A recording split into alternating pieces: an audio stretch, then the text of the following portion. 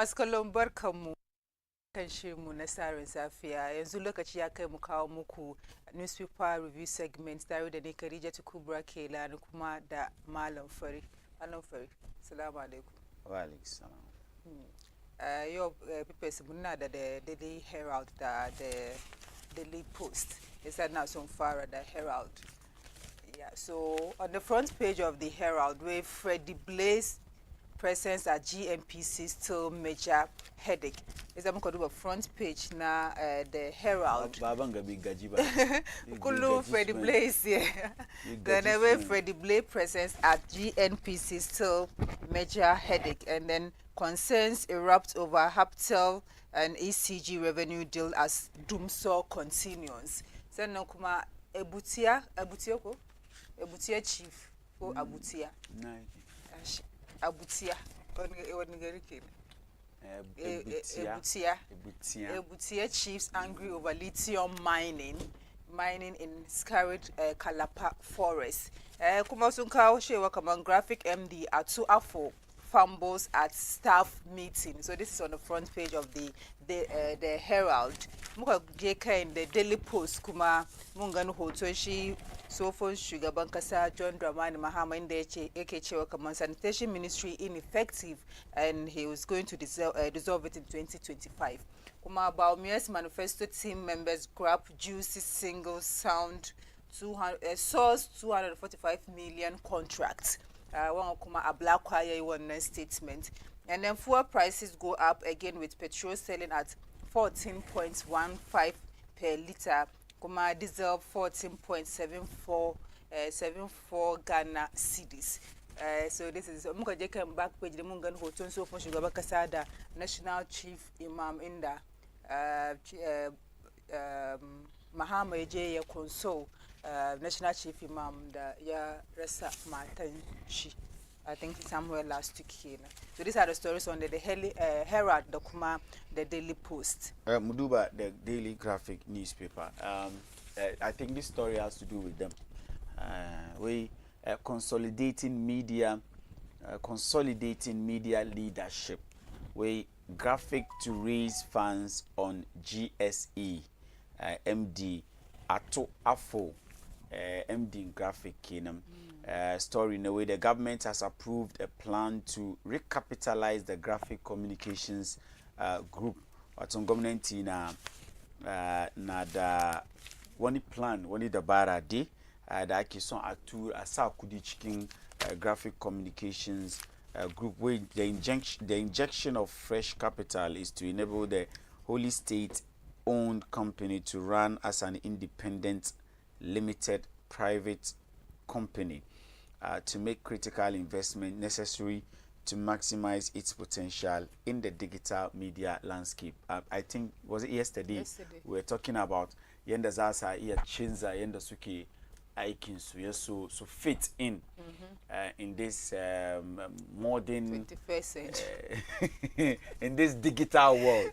And wannan story ya fito ya nuna cewa kamar magana da muka yi nan gannan ko sun ji ne sun dauki shi sa gwamnati na son ya sa kudi ciki. And then we prioritize national peace ahead of December polls, minister tells election actors. Wato minister kan labarai na cikin page 13 of the Daily Graphic newspaper. Wannan zance the Electoral Commission, EC, political parties, security agencies, and other key factors in the political space have been urged to prioritize the national interest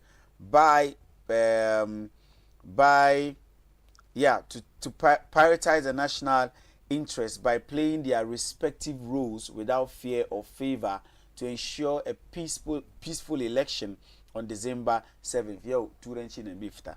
The Minister of Interior, Henry Kwei, shi yayi wannan zance cewa kaman dukkanin mutanen Ghana ya kamaci mu maida zaman lafiya da muke ciki mafi muhimmanci da zabe da za a je a yi. Shi sa dukkan hukumomi jam'iyyar siyasa su maida wannan abu ɗaya mai muhimmanci domin kasar Ghana alfahari da muke da shi cewa kamar idan ka zo nan nahiyan Africa muna ɗaya daga cikin ƙasashe da muke da kwanciyar hankali duk saboda muna daukaka zaman lafiya ne shi yasa wai mu yi hakan a gabanin zabe da za a yi 2024 a rana 7 na watan Disamba. A cikin page 20 kuma ga wani labari inda aka ce wai Dr. Mahmud Bawumia advocates local capacity building in health sector. Mun ji cewa kamar Bawumia ya nuna wasu dabarun shi da yake son ya gabatar idan an ba shi dama ya jagoranci wannan kasa a matsayin shugaban kasa. Ya ce pharmaceutical companies da suke nan kasar Ghana, ya ce idan kasa kaga kamar health sector su wurin kiwon lafiya, kula da kiwon lafiyan mutane ya karfafa, yana sai kan kafan shi, wai da yawanci yana fitowa pharmaceutical sector wanda suke yin magunguna. Ya ce idan ya zo akwai wani dabara da za ya gabatar inda zai karfafa wa'annan kamfanoni masu magunguna da ake amfani da shi wurin kiwon lafiyan mutane. Ya ce zai sa kudi ciki, ya so ya taimaka musu. Wannan labari kanin shi na cikin page 20 na Daily Graphic newspaper. Sa'an nan ga the last story on page 13 where autism patients can access disability fund.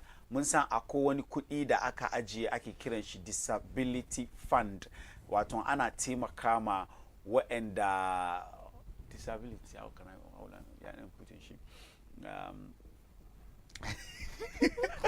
ayyaka okay, ana taimaka ma waɗanda suke da wani rauni na gangan jiki. Let me put it that way before samu the word. Let me put it that way. Kana da rauni na wani gangan jiki, wai waɗanda suke da ciwon autism.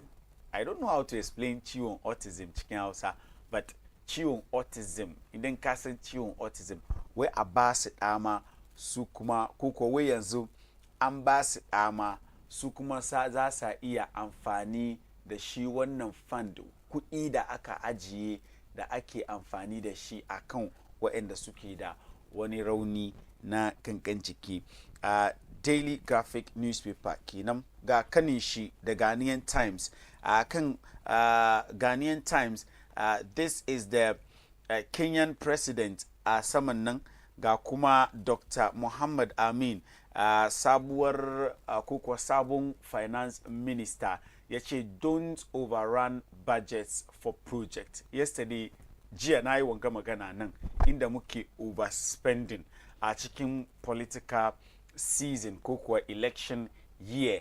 Page 8 wannan newspaper, ga finance minister inda yake ce ma MDAs municipal district assemblies, yake nuna musu cewa kaman kar su overrun budgetin su. Idan ana ce ma central government ka iya overspend in an election year, then the MDAs, who are representatives of the central government at the local level, su kuma su make sure kaman they don't overrun their budget, because in the end an yi wannan magana ana batun mutanen Ghana tubaki da ne. We are in an election year and we know there's a tendency for hukumomi na gwamnati a kashe kudi fiye ga yanda aka watun plan a kashe. Shi yake cewa don't overrun budgets for projects. We rally behind AU to create financial architecture to support African businesses.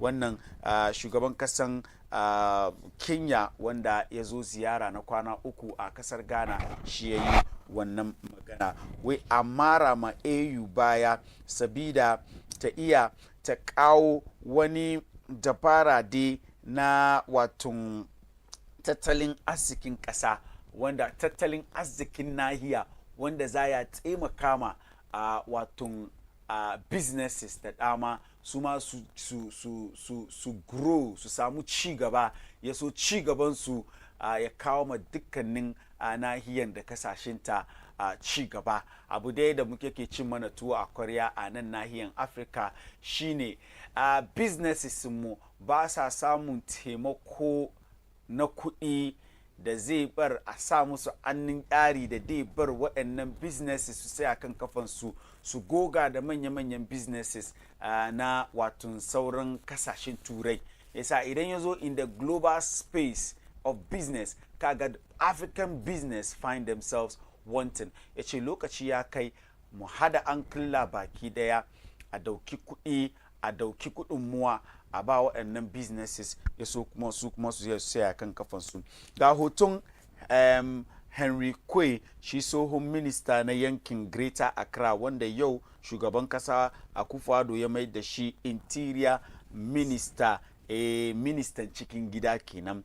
We stop escorting associates through security checks at airport. Interior minister cautions immigration officials. FDA destroys 500 bales of substandard baby diapers.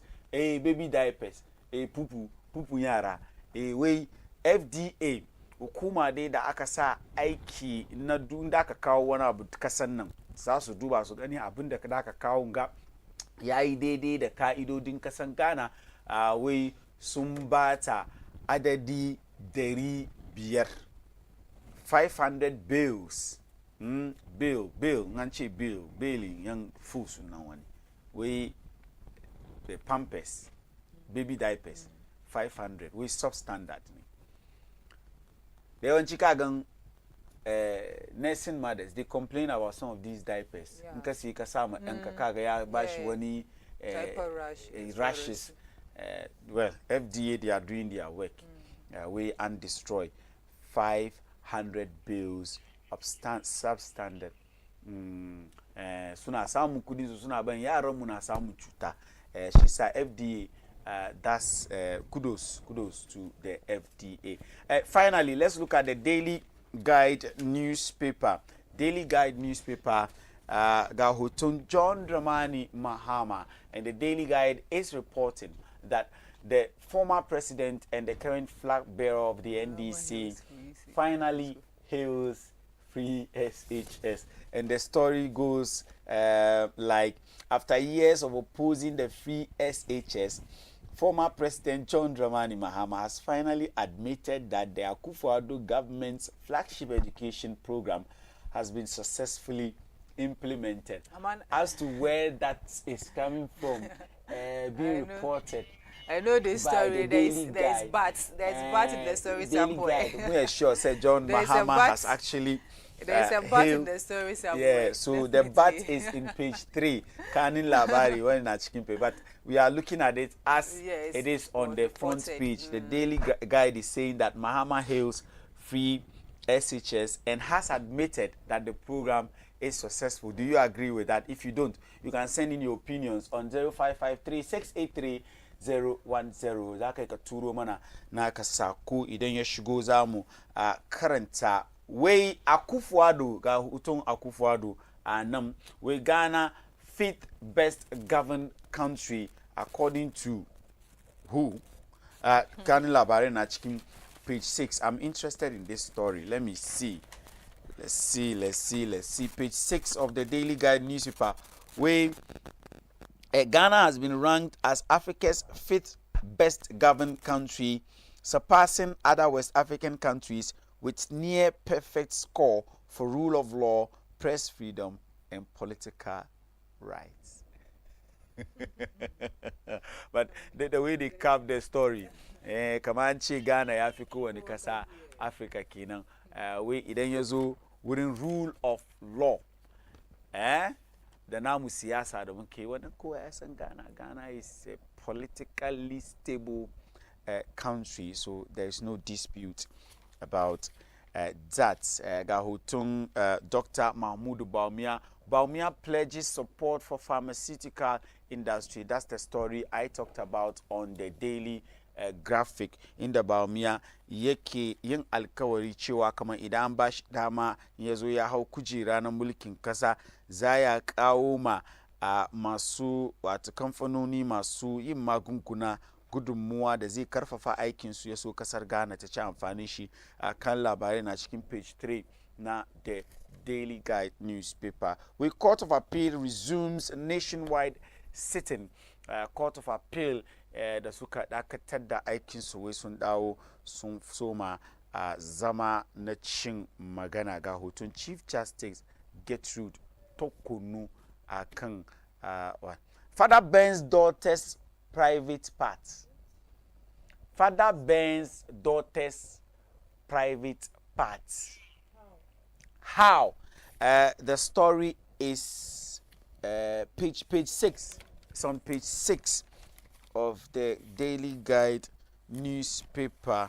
A 45-year-old father has been arrested by the Nsawam police in Takwan Swayim municipality of the Western region for allegedly burning the private part of his 15-year-old daughter with 2 hot cutlasses.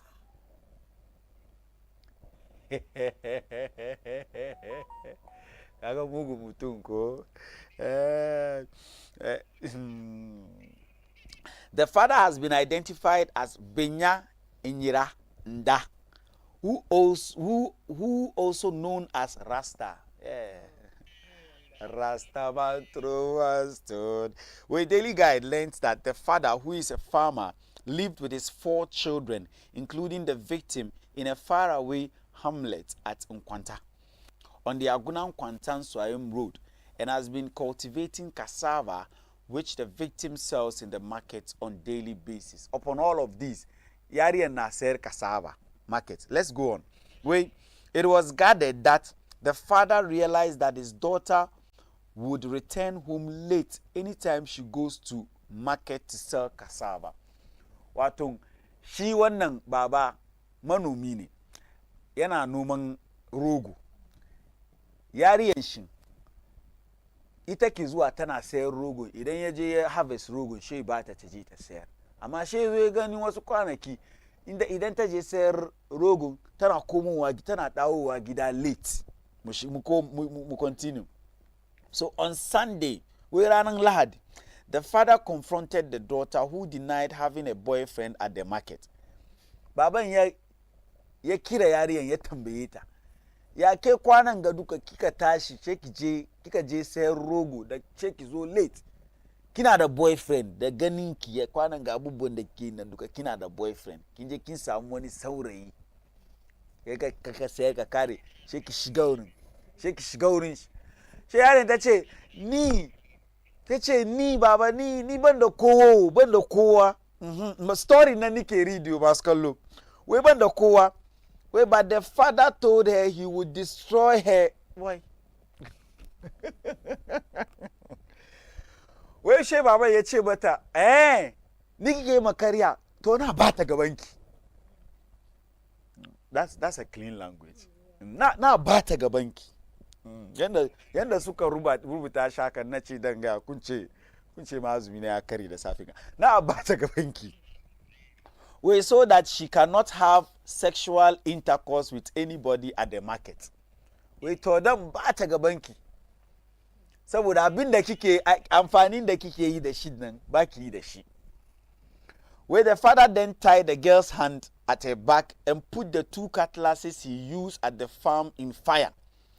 And then they were hot, inserted them into the girl's private part, one after the other, the source added. When they narrate one story, they aka she daure annunta, ya bubude ya sa wukan cikin wuta yayi zafi, da ya kare she doki ya mammanda inda ya ce dai mammanda ya bata shi. Wow. Barbaric.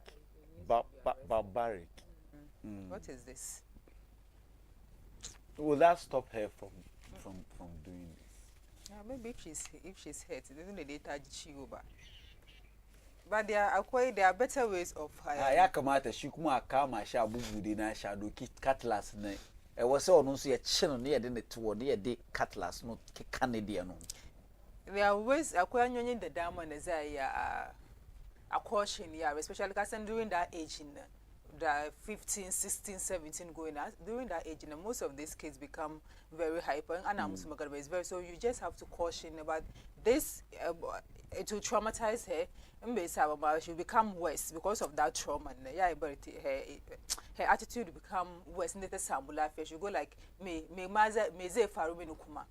Nothing can happen to me. I've seen the worst. So I've been there. It's I don't know. I know sometimes parents say things like this. Neither can I have my own experience. I remember some time ago, now she resigned in school. And then one of my sisters, for some reasons, they anchor matter with a boyfriend and a cousin. This is a fair car matter, I can take that bulala, I can motor quality. It's a really nice side, regard that I can ask Babani. It's going again. So thank you. Was it now? Yanka for you. People say like they are. Yeah. They can not yanka kanka. Na yanka. Na do kirwan zafin gan zuba miki.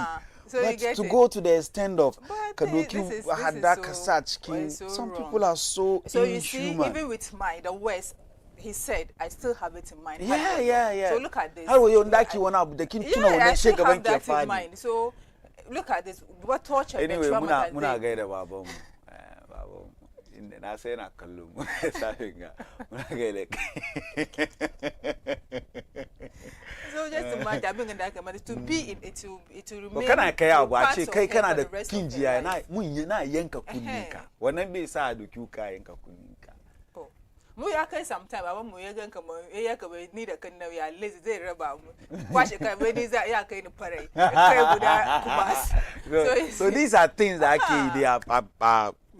they are normal but going to this extent there I think be dace ba bai kamace a ce irin mutum haka yana ma cikin society ba ina sama lokaci haka ya kamace mu tashi kan wannan shiri yau masu kallon mu da mun samu mun bude muku phone line ku shigo ciki yau ya zama ranar juma'a but kun san sabida azumi wannan wata mai muhimmanci da muke ciki mun canza yanda muke kawo muku wannan shiri yau ranar juma'a ne daidai da karfe 8:30 mun ma ci lokaci minti 2 sabida haka za mu tashi yaso Malam Ahmad Muhammad ya gabatar muku da falalan sahabbai inda zai shigar da mu gano sabon annabi sallallahu alaihi wasallam yanda suka gabatar da rayuwarsu ya so mu kuma mu yi kwaikwayo a ciki tare da Khadija Kubra Kailani muka kawo muku wannan shirinmu na newspaper review tattaunawa a kan zatuttuka a kan takardu na jaridu sunana Malam Fari ku kasance da Baina TV connected to your world.